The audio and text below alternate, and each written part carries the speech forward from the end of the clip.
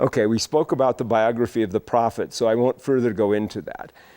But when the history of the Muslim regions of Islam in this area falls into really, say, three historical periods, you could say.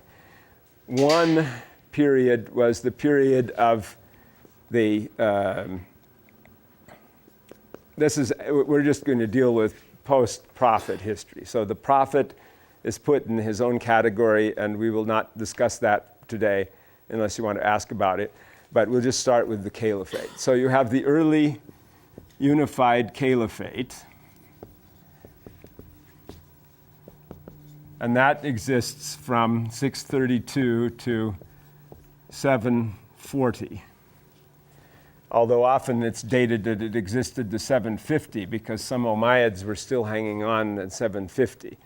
But the year 740 is more significant because the unity of the Muslims was broken in that year and never restored, the political unity. And the very same year, because the political unity was broken by a revolt, all exterior foreign wars stopped, and they were never resumed. That is, they were never resumed as they were in this period. I'm going to speak about this period and come back to it, but anyway.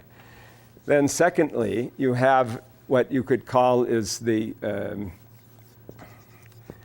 medieval synthesis of Islam, which could run from 740 to, say, circa 1800, or later maybe even. And then third, you have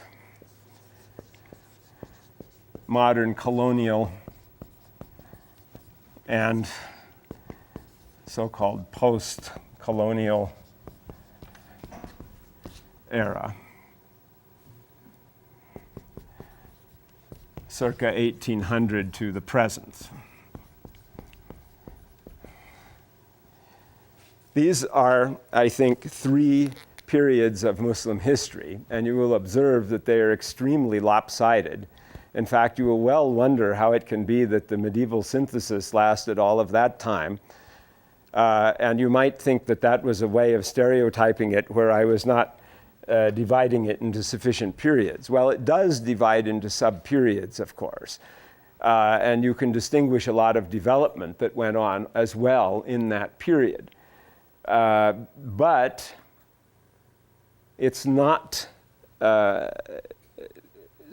what happened in it is not so different, I think, when you compare it with this or with this era.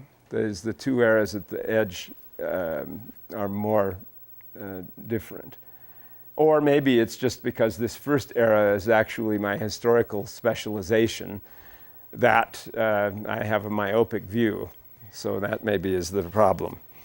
Anyway, the Muslims on coming forth out of Arabia to claim the earth for God's rule,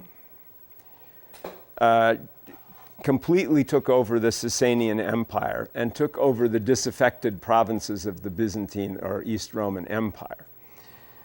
It is very germane, important, and crucial to understand that these earliest Muslim conquests were very easy, and that it was decided in a few battles.